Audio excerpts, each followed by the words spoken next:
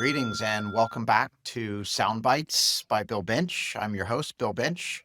This is our third season of Battery's Go to Market podcast.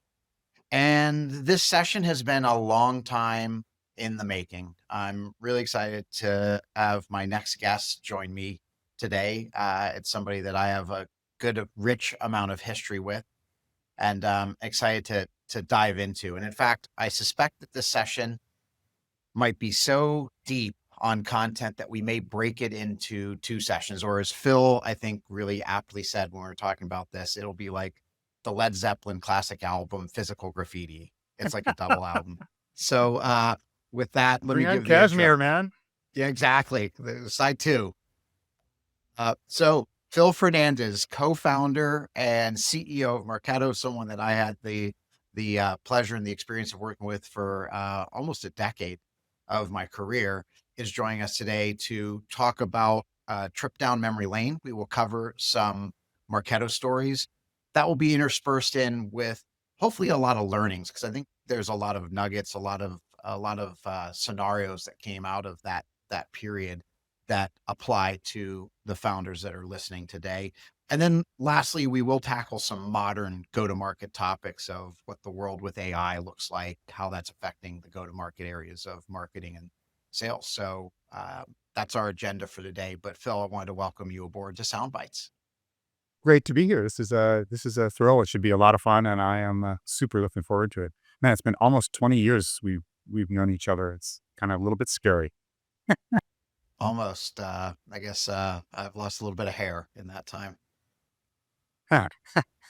Yeah, I've seen the pictures when you were 22 as well. I know. That is rough. I always try to show that to young professionals and say, like, look, rock it while you got it, because this wasn't exactly in the plans. Well, Well, good. great to be here. This is fun. Excellent. Well, good. Let's dive down. As I mentioned, we'll start with going back in time to some things from Marketo, because I think there's some outstanding learnings that come from that. So let's go back to early momentum and some of the concepts that we explored there, like logo-based velocities and how we always kept growing.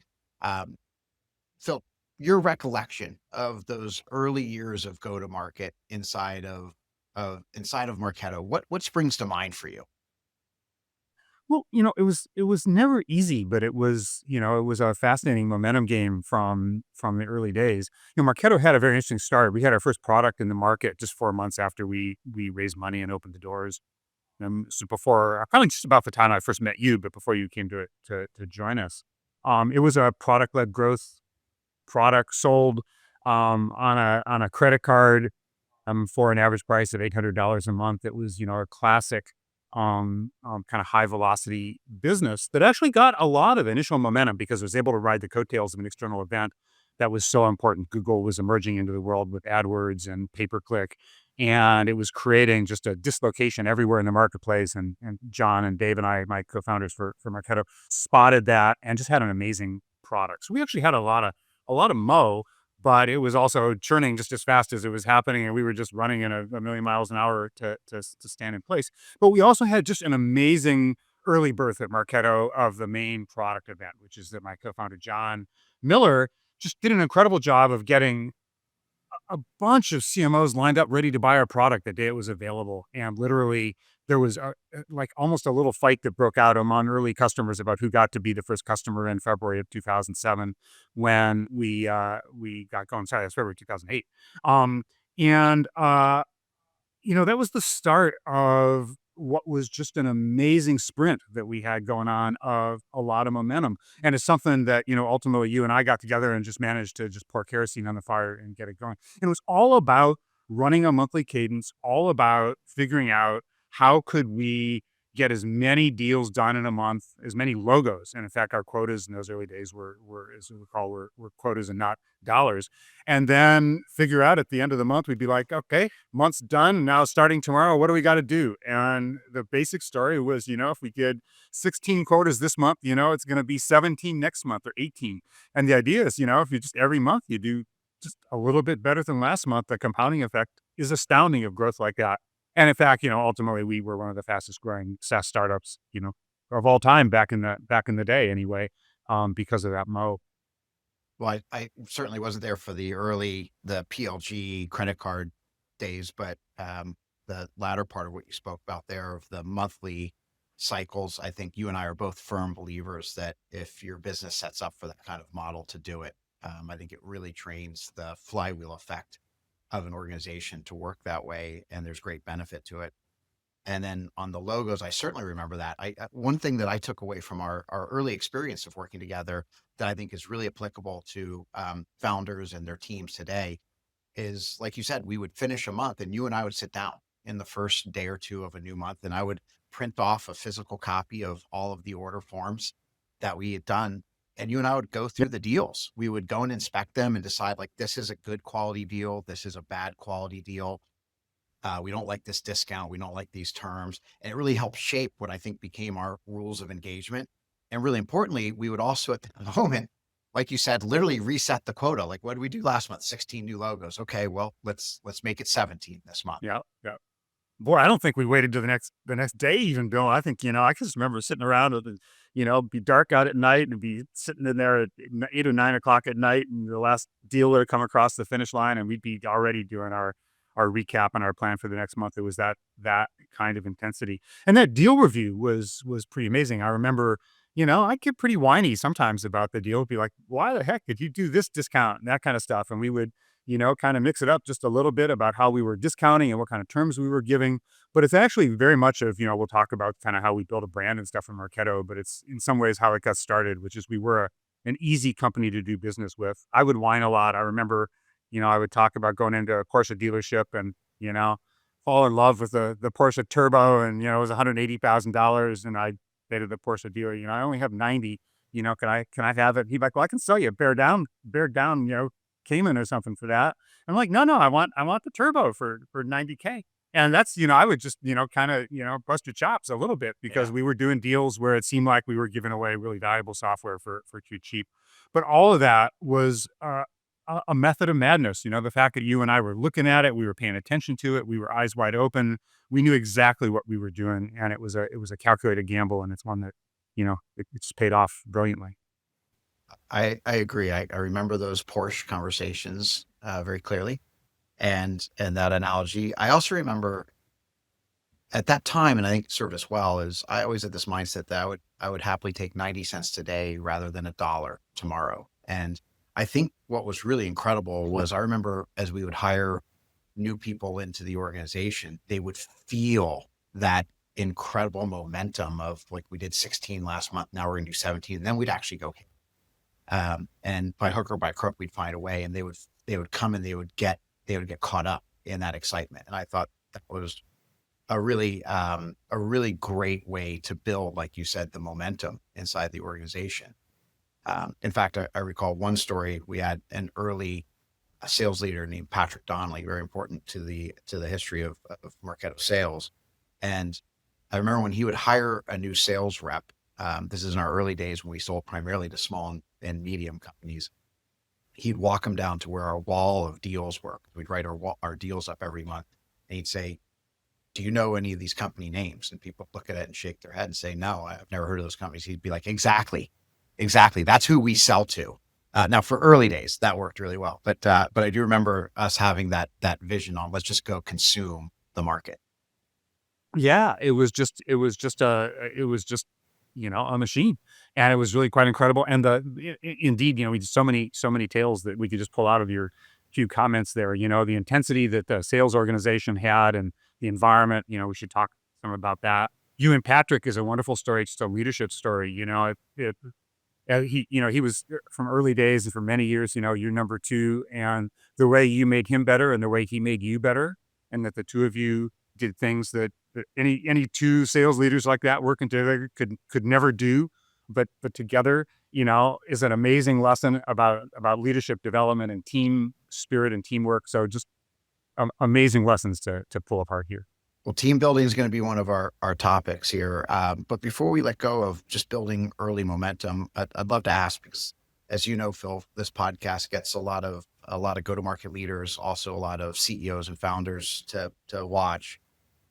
I'm curious your perspective on a topic that's a tightrope or a tough dance to do, which is a CEO, when you hire a new operator, your head of marketing, your head of finance, your head of product, your head of sales, how do you relinquish and let them come in and be able to apply, what people would probably call their playbook or their motion to the organization, but also maintain some type of control?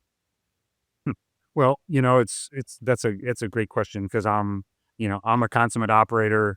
I love every function of the business and just about could dive in and do them. So the ability to kind of want to be in everybody's world and mix it up is a tendency for mine. But what I realize is that it's all about communication and trust for me. And it's something that you and I had magically from the beginning. It's something that, I remember when Fred Ball started as our first and really only CFO for the run at Marketo, the kind of instant communication and trust that he was able to build through some events that happened and some very dark days that happened at Marketo, and with the hosting the system. And the point of that is that by being able to look each other in the eye and realize that you and I, just to take you for a minute, were able to communicate that you could understand what I was saying, that I could understand that what you were saying, that we were speaking the same language. And even though we didn't agree about everything, we knew how to work through issues. And once you have that kind of communication foundation, then it starts to become easy to devolve trust and to delegate and to relinquish control because you understand what the other person's doing. You know where they're coming from. You're able to confirm that I've gotten my own ideas across to you. And once I know that you've heard my ideas as a leader, then it's time to let you do with them what you're going to do. And that ability, I've had people where I just could never get that connection. And without that connection, then it's always, I got to hold it tight. I got to hold it tight. I got to hold it tight. But every one of the spots you talked about, ultimately is, after years of assembling this thing, that's like assembling an orchestra or a band or whatever it is, as you put Mhm. the players together, each person and I got that connection. And then at that point, it's an unstoppable team because, there's a degree of trust, there's a degree of delegation. And then, from my world, that doesn't mean you don't get up and walk around and pay attention and ask questions and observe and look, but that ability to communicate, trust, and incrementally release is essential to scalability. You just can't build a business without it. Yes, I'd agree, and I'd camp onto that with one of the things that I look for and that I try to advise companies when they're hiring executives is to delineate between an executive and a manager. And one of the things is something you just tapped on there, which is there's going to be disagreements. There's going to be some conflict. And how does somebody work through that? Do they have the ability to disagree and then go commit? And I think that's a concept that executives accept that when I walk into a room, I wear 3 stripes on my uniform and someone wears 4 stripes. And sometimes the decision's made and sometimes it's a combo of our ideas. Sometimes it's my idea. Sometimes it's their idea. But my job is now to go execute that decision, right? That or depart the company. But hopefully they see and can work through that conflict. So I agree with everything you said about the trust side there. And I mean, your point about, you're hiring an executive and not a manager, and an executive means somebody who has the ability to make their own decisions, to see the bigger picture, to think strategically, to be able to convert ideas into actions. Those are the kind of attributes.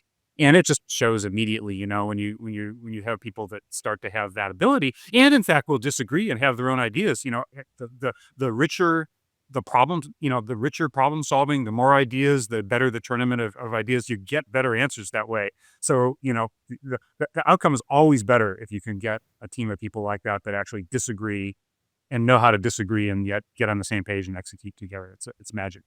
Well, that's a nice way to seg into another topic here, which is I think there was a concept or a spirit that you brought into the organization that I quickly absorbed. I think most people that work inside Marketo absorbed, which was I think you'd had a prior mentor essentially whisper in your ear that people are either rooting for you or against you. And so go find a way to get the wind in your sails and find a way to win in the market. Love to have you share a little bit of your thought process there because I used to hear you would share that often. I just think it's one of the most it's one of the most critical management ideas that I ever learned, and it is exactly that. People are either rooting for you or they're rooting against you.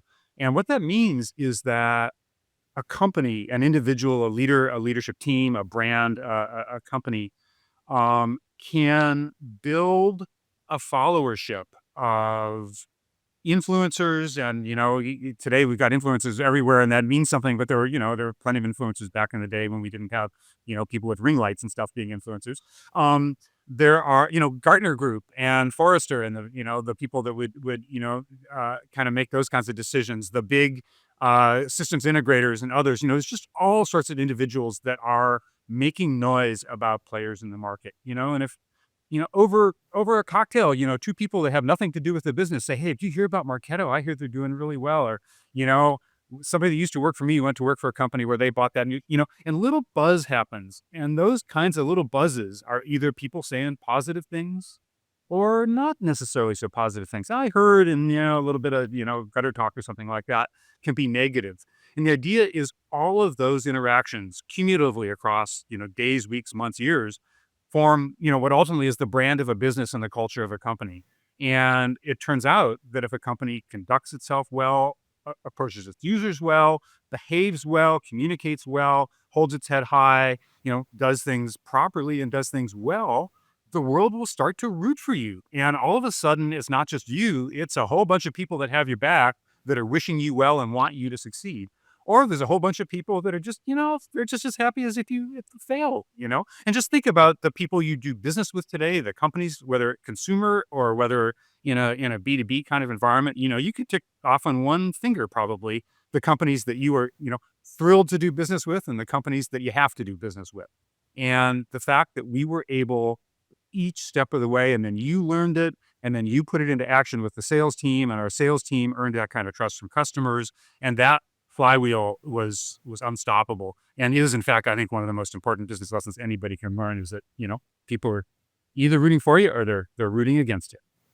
I remember a few things. A few moments ago, you made a comment of being easy to do business with. And I remember entering Marketo. I had nothing to do with this. You and the co-founders and the early team did this, but I walked in and I remember winning deals sometimes by what I call the big four. Is we would walk in and we'd say, number one, we offer a free trial. And as lame as that may sound today, our competitors at the time, a lot of them didn't do that. They were built around a professional services implementation. So that was a differentiator. Number two was our pricing was on the website. Like early innovators of that, like today, again, like that's, everybody's like, isn't that just So it's got obvious? you. Well, 15, 17 years ago, that wasn't so obvious. Three was we had a trust page up on our site because why? SaaS wasn't early, but it was still unknown. So people wanted to see what your uptime was. And with us being in the email business, people wanted to see of the emails you sent, what percentage got to inboxes. And then fourth, we had a community. We were a very early investor in building a community, like you said, having people talk around you. And it was ungated, which worked not so great because our competitors could go in there and look and see what our user were complaining about, but it worked really great. And so I remember winning some early deals. Like I just didn't talk about any functionality there. I didn't talk about any value props. What I talked about was how Marketo was to do business with. And I remember those big four separated us from the other players sometimes at the deal level just to get the win. Oh, absolutely. And, that just carried over into many things. I mean, you set a tone with the sales team that, with certain exceptions, and we can come back and talk about how we made exceptions. But, it was the salespeople were taught and to work to align with customers. That was one of your great lessons. And one of the things, as many great salespeople I've worked with over the years, your ability to teach a salesperson how to align with the customer. That is, get on the same page, to the same side of the table with the customer, and genuinely try to see it as a win-win relationship. And I think you taught that to a generation of salespeople in a brilliant way. That's again part of this people liking you or not liking you being easy to do business with. Um, putting being very transparent in pricing. We were easy to contract with. We were, we didn't insist upon, fixed paper. We had, commercial lawyers that could, do an agreement if somebody needed something, and we were prudent. But in every respect, it was an attempt to do the right thing for the customer. And when basically every action is an attempt to do the right thing for the customer, that again, that positive feedback loop is unstoppable. And, it was one of the, I think one of the things that we did spectacularly well. I do remember, like, the legal's an interesting one that you just kind of triggered that memory. I remember that we would get together every once in a while, and I'd come in and say, Phil, we're getting caught up on this term in our T's and C's. And you'd be like, well, let's just work through to make it easy. What did we agree to that got it done with the last couple of customers that fell into it? And we'd go fix it, and we just move forward, just in the effort to make it easy to do business with. I think that was important. I also, there was along the same lines as the people rooting for you. I also remember another concept that you really instilled into the organization, at least into me, was this high road, low road concept of taking the high road and the low road. And I remember one specific example where, in the sense of getting customers to root for you, we would bend over backwards. We would work on a weekend. You would dispatch some developers to go solve something if somebody needed it. If customer was in desperate need. So i.e. that, like, we'd put them in that position. And I also remember the other side. Like, I remember one customer who had unfortunately in their early days, deleted their contact database. And this was one thing that we really tried to not let happen easily, like kind of a skull and crossbones up there saying what you're about to do is really badly. And I remember you dispatching me to go meet with the CMO. And I was really nervous about it because I had to go up there and essentially say that, look, like, we didn't put you in this situation, so we need you to pay to restore your database. And I went to the meeting and I came back, and it was a hard meeting. And I came back and I was like, well, I did it. And you said, great. And I said, well, how am I supposed to charge them for this thing? It's not a product, it's a service. And you're like, you're not. All I wanted you to do was go up there and show that, look, we didn't put you in this situation. I need them to take ownership of the scenario that their own individual had unfortunately done. And he said, so, like, the fact that you just did the call, that's the important thing. Yeah, Is I think yeah. we just taught that customer how to work with us.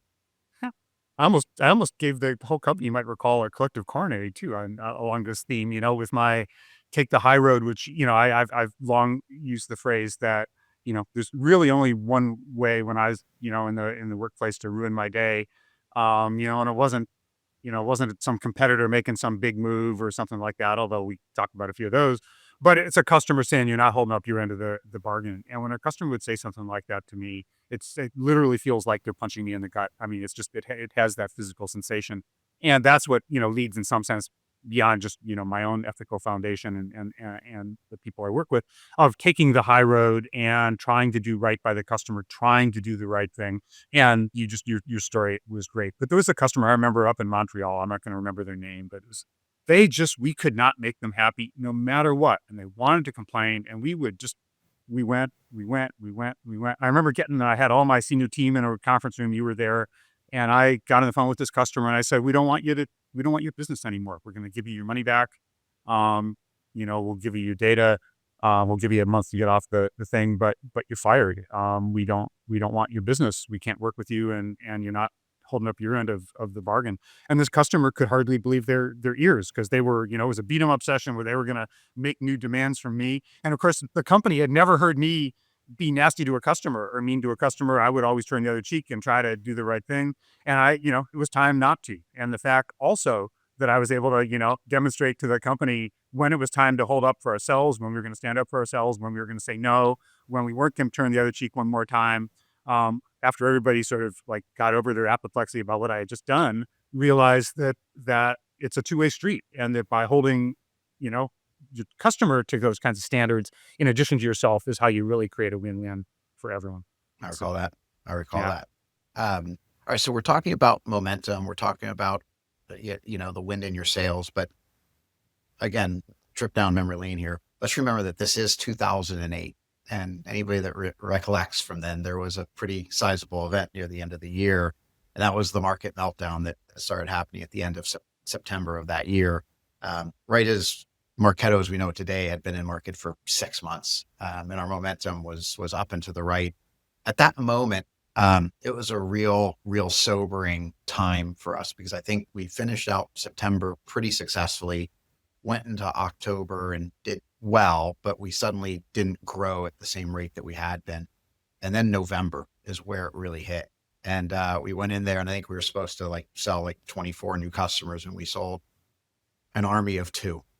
Um, and so, Phil, take us back there, because I remember right coming out of that month, Dreamforce, Salesforce's user conference was going on in late that year in December, and we had most of the team up there, and we had this conundrum that we had to think about then. Oh, it was just it was bleak, the financial crisis had set in full force that November, and the bottom was falling out of tech, and we were selling mostly to other young tech companies at that point at Marketo. So, the bottom was falling out on us and was falling out of our buyers at the very same moment in just a colossal way. And, you might recall that Sequoia Ventures, in that time put out this famous Hmm. newsletter to their portfolio companies and to Silicon Valley as a whole with an RI, a tombstone with RIP on it. Rest in peace, meaning, the end of the good days in Silicon Valley, and essentially a directive to their portfolio companies to batten down the hatches, to stop spending, to preserve cash, to stop growth, to lay people off, to go into a maximum defensive posture, because you just didn't know how the world was going to go. And you and I and the management team, we talked about it. We talked about our two deals. We talked about going into Dreamforce. We were going to see what the vibe was there in early December. And it was time, and we had raised a big, cool $1.5 million Series A at that point. So we didn't have a lot of cash running around ourselves at Marketo at that point, and probably had $700,000 of cash in the bank or something like that. So it was a tough decision. And yet, we went to Dreamforce, and there seemed to be interest, and people were kind of buying here and there. And so I made a decision with the counsel of the team, a few days after this bleak RIP thing came out, that we weren't going to do that we were going to just keep going. We were going to keep the fires burning. We were going to keep hiring. We were going to keep selling. We were going to keep moving. And that we were going to take the risk that what we were selling was so good and so important and so powerful to help other people get their businesses back on track, because we were helping people build better, more efficient revenue machines, that we just kept the course. And it was just magical. We had a bad month. We had 2 bad months, but we tripled revenue, that year into the next year. The first of our triple, double, double, double, arguably the first SaaS company to do that. And we just left those dark days in the rearview mirror. And it was hardest decision probably of my career, or certainly one of the hardest decisions in my career. Looking you in the eyes, looking the team in the eyes, and doing this together is the only way we made it work. I remember the meeting up at Dreamforce at Yeah. Moscone. We sat there and talked about it, and we decided, are we going to be austere? Or are we going to paddle down? And we did come together, and driven by you, decided to push forward. And I remember we came back and had a really strong December. So we thought, geez, is that because software buyers are trained to buy at the end of the year? Like, was that just an anomaly? And then we went to January. And I think we really realized that one of the big value props of Marketo was it wasn't about saving money. It was about driving growth. And that was very appealing at that moment. And so appealing that right around that same time, 2 or 3 months after this existential decision, we outstripped our ability to be able to serve our customers. We were selling so many of them that the process to onboard them started getting wobbly. And I remember you talking about this. Like, I'd love to have you share some of your thoughts there, because I know that you talked with some other CEOs at that time of how do I solve for this? Oh, it was, yeah. Well, I already said this thing about, the only way to make me miserable is to, not hold up my end of the bargain with a customer. And it feels like I've been gut punched. And yet, that was a period of just extraordinary growth, faster than we could hire and train, Yeah. train talent. And we were succeeded hiring, but there's this kind of rule that pervades high growth software companies, which is that companies can actually grow faster than people can grow skills. And so that becomes often the limiting factor. And we had a model where we would do this high performance sales cycle, and then work to bring customers live in a very rapid go live process that we would do. At the time, we didn't charge for it. It was just a part of a free service. And we would apply, talented people to help the customer get going. And we just didn't have enough people to do the work. And we had customers that had bought the product and were ready to go. And we, were ready to go with them. And we were just dropping balls right and left. And I was just trying to figure out what to do, because customers were telling me I was letting them down. And yet, on the other hand, I had never in my years as an entrepreneur, slowed down in a business when things were working. That's just like anathema, right? Like whoever, if you're trying to build a growth business, decides to like slow down, no. Right. And so I couldn't hardly figure out how I was going to do that. But I basically had kind of worked myself up to saying, "Hey, Bill, we gotta slow down a little bit." But I had a lunch with a person that was at the time, and was a great mentor to me, Kim So of founder of Zora, and he and I went to lunch, in Redwood Shores there. Teen had been a longtime key guy at Salesforce working for Benioff, and so knew kind of their growth story and the culture in that company. And he said to me something just really simply, said, "Phil, you are just out of your mind if you slow down on growth. Your customers will forgive you. Do your very best, but whatever you do, don't back off on go to market because you'll never get it back if you ever take your foot off the gas." And he just looked at me in the eye and was like, had this way to like penetrate and said, "Do not do it." And I came back with conviction, and it was like a lunch that I probably paid for, and could have paid for it 1,000 times over. It was what it was worth. And it was like, we're just going to keep going. And we muddled through. It was all hands on deck. We had people from other departments. I was helping onboard customers, engineers were, and we got to the other side and it was all fine. But I'll tell you, if there's not a moment like that where somebody, you listen to advice and it's just magic. Thanks, team. Yeah, thanks, team. That was great advice because we did keep charging, and you're right. Like, it was hands on deck. We went to partners. We went to one to many training. We used every variety that we could to get those customers, and that shaped how we thought about customer success. So I think we got a lot better at it around that time.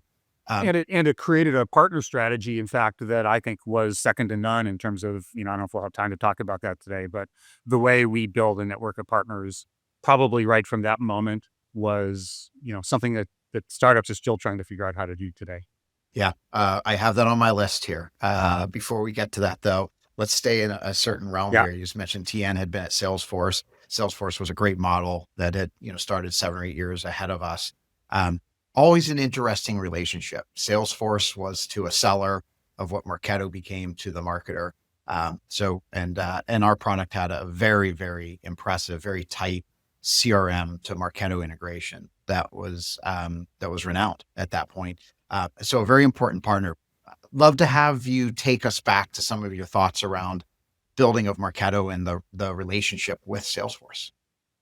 Well, it was quite a relationship. The Salesforce, of course, was, I mean, this is what, 2008, 2000, 2008. So they were some substantial size, at that point. They weren't anything like today. I mean, but they were a multi-$100 million business and had already grown up with a reputation of being a very, um, uh,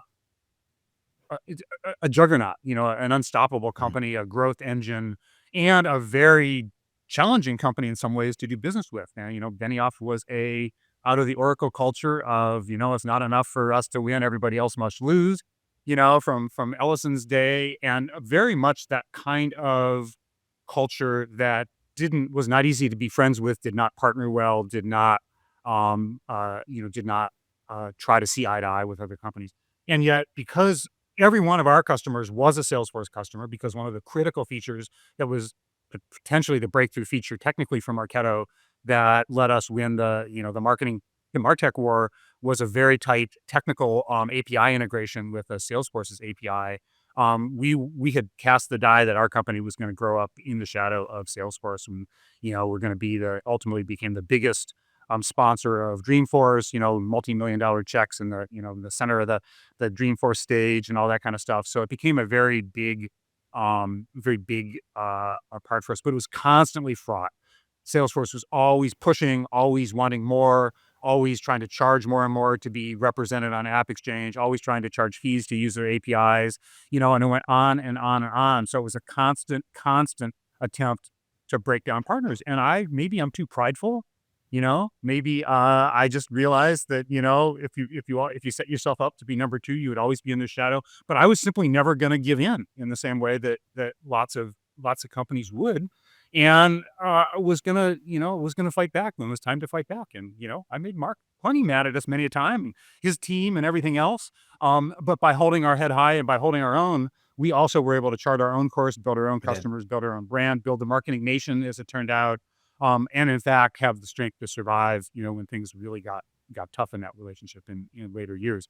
But it's fascinating to figure out how to build in that environment. And then when the days came to, wean ourselves of Salesforce and everything else, one of the hardest management challenges ever to, when you build a monoculture, and every one of your customers is also in their ecosystem, it you can get soft in some ways. So it made us soft and it made us very hard all at the same time. If you went back in time, you brought up a bunch of things that becoming one of the biggest sponsors of Dreamforce, becoming a huge ISV of theirs, big API consumer of theirs, which they gave away initially for free and then later monetized. If you could go back and think through any of those decisions, are there any that you would change? Not a one, I don't think.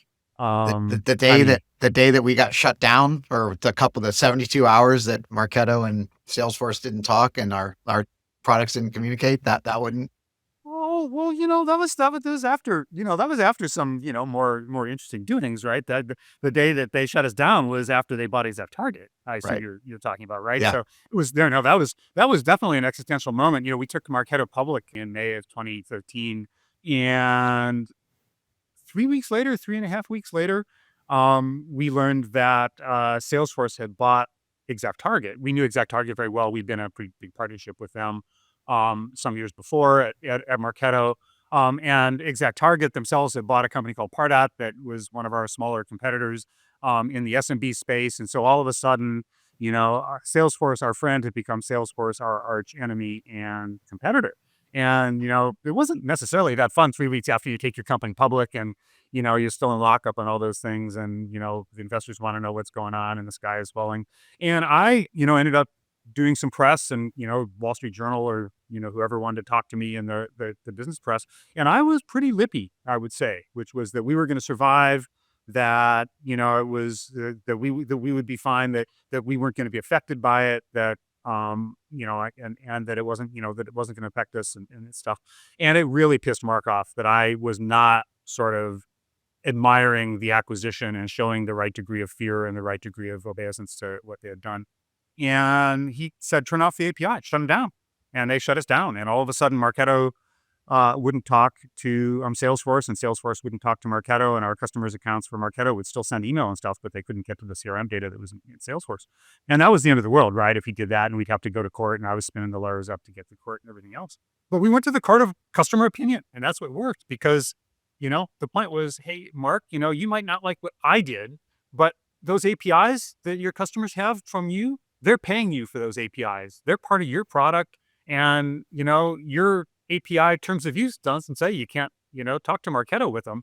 And what we did is we went to our customers and we said to our customers, you have a part in this. You need to go to Salesforce and tell them to turn those APIs back on because you're paying them for those APIs.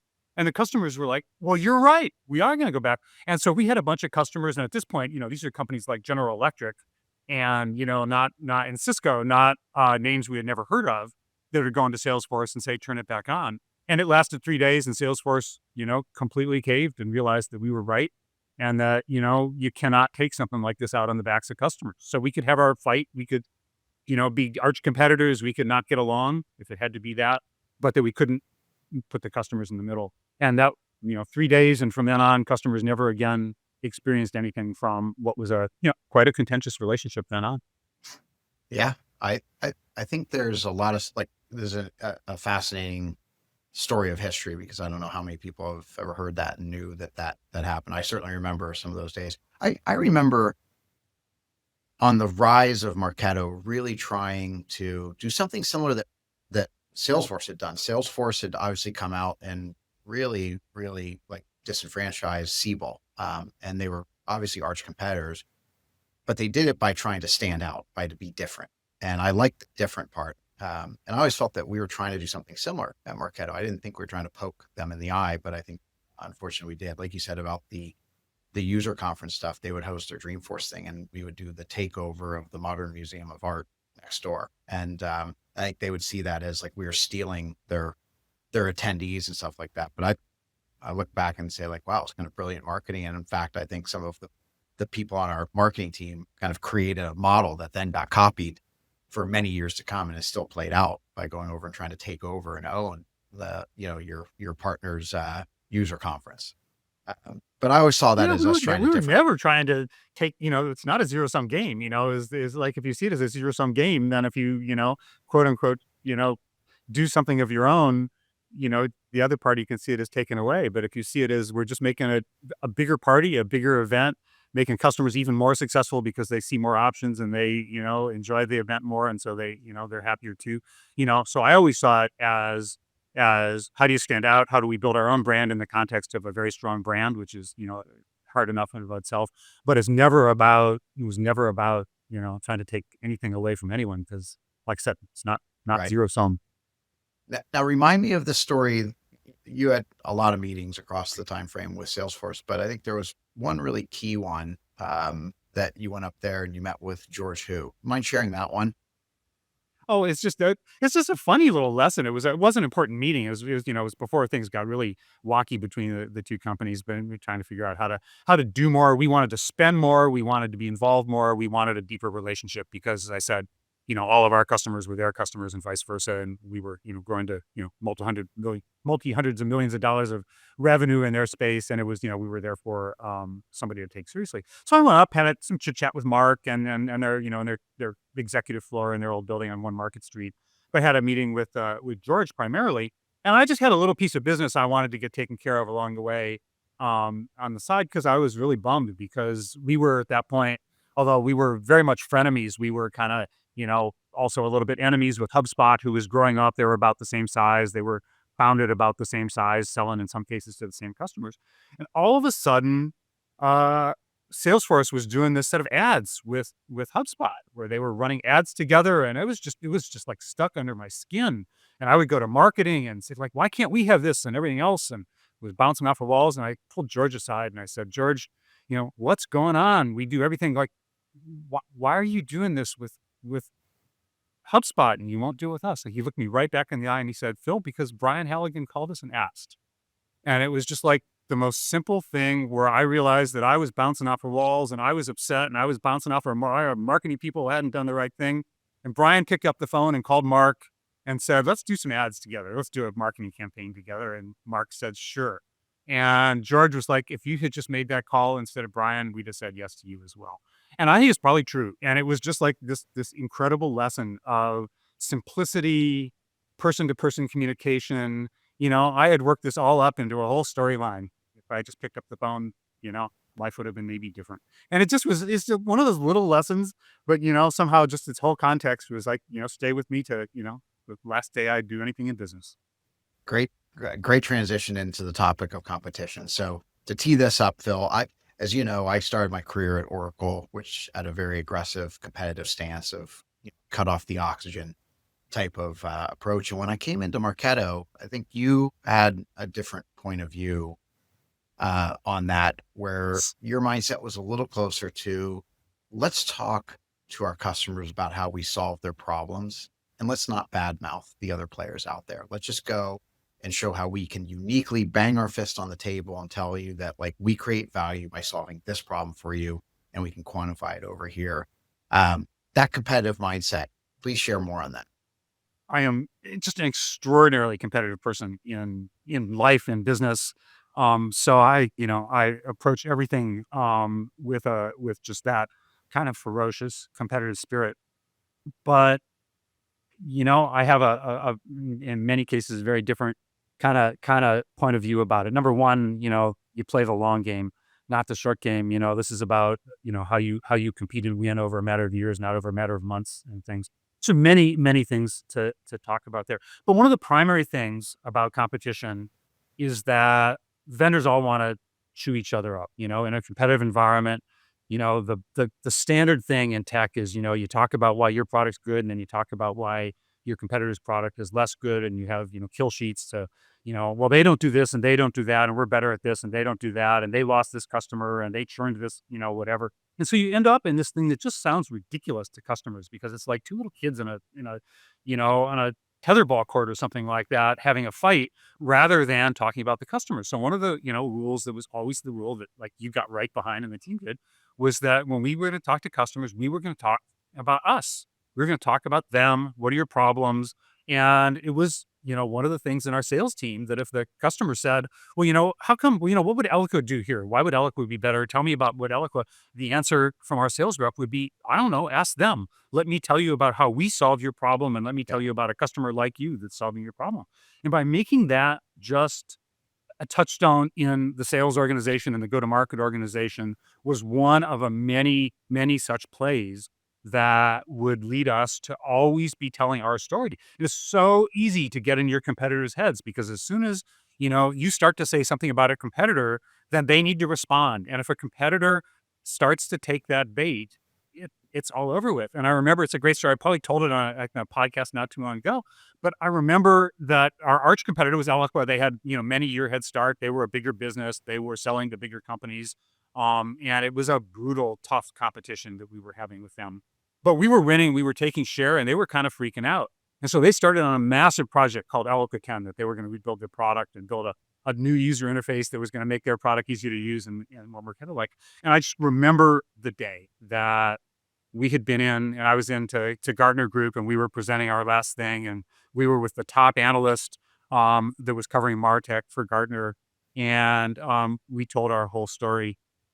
And she said, Phil, your competitor Eloqua was in here yesterday, and they showed us their new product, and it's the most amazing thing. They kept, whoops, lost my AirPod here. They kept talking about their product was the Marketo killer, and every third word out of them was how they were going to kill Marketo with their product, and how this feature was going to kill Marketo, and that feature was going to kill Marketo. And you came in today, and you gave us the exact same presentation about your product. She said, you never mentioned Eloqua. You only mentioned your customers. You only mentioned your product and your solution, and you only told us how you were making customers successful. And it was so amazing. What we had done is we had so gotten into their head that they had torqued their product release into being the Marketo killer. They were no longer listening to customers and building features their customers were asking for. They were listening to Marketo and building features to respond to us. And I could have built, crazy numbnut, stupid features, and they would have gone running off into building features to chase us. And at that point, I knew we had won because they were following us. They were responding to us. They were going into Gartner Group and saying, we are responding to a Marketo. And, I was like, it just doesn't get any better when your competitor, basically hands it right to you like that. And that ability to always talk about yourself, always talk about your customers, always talk about what you're doing well, and let your competitors tell their story. It's a winning strategy every time. All right, everyone. That brings us to the conclusion of part one of our podcast with Phil Fernandez. We covered a lot of topics in it, so much so that we decided to break this into two parts. So stay tuned for part two coming to you shortly.